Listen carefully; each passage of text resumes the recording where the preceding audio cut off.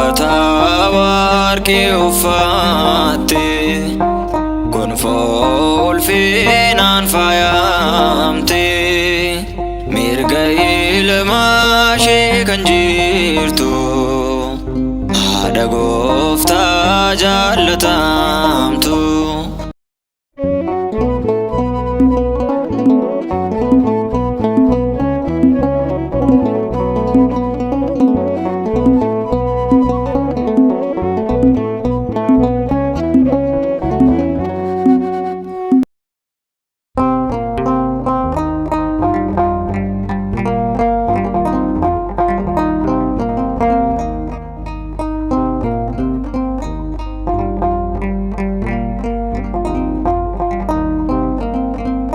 Uffata warqee uffatte gonfoo ulfinaan faayamte mirga ilmaa ishee kan jirtu haadha Gooftaa jaallatamtu.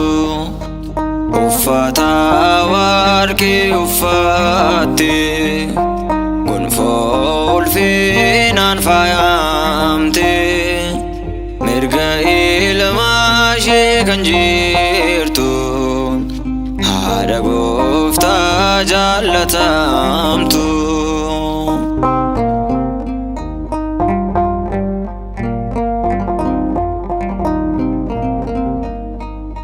Ifaan guutamteetti biiftuu jireenyaan golgamte ulfinaan mul'atti urjii samiirraan marfamte jawwichi hin dandeenye balleessuudhaaf dhama'e humna Waaqayyootu ayyaana isheedhaaf ta'e jawwichi hin dandeenye balleessuudhaaf dhama'e humna Waaqayyootu ayyaana isheedhaaf ta'e.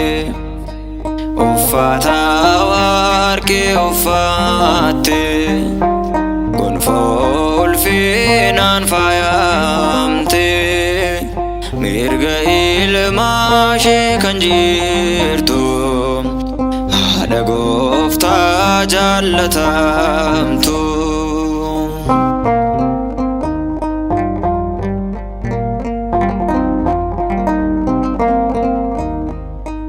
Ilmi ishee tokkichi jaalalaan hundumaa bite bittaa diinaa jaala boojuudhaan kan booji'ate deessee badhaasteetti ijoollee Addaamiin hunda dubaroota keessa dhugumatti Maariyaam adda deessee badhaasteetti ijoollee Addaamiin hunda dubaroota keessa dhugumatti Maariyaam adda. Uffata warqee uffatte gonfoo ulfinaan faayamte mirga ilmaa ishee kan jirtu haadha Gooftaa jaallatamtu.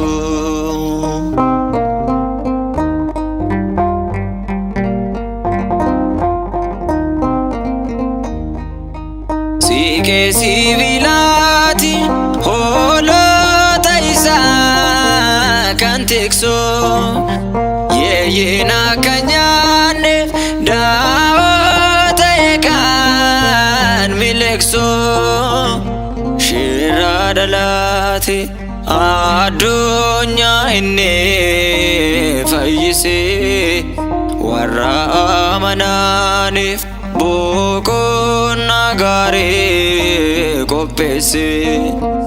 Ishirraa dhalaate addunyaa inni fayyise manaaniif boqonnaa gaarii qopheessi. Uffata warqee uffatte gonfoo ulfinaan faayamte mirga ilmaa ishee kan jirtu haadha Gooftaa jaallatamtu.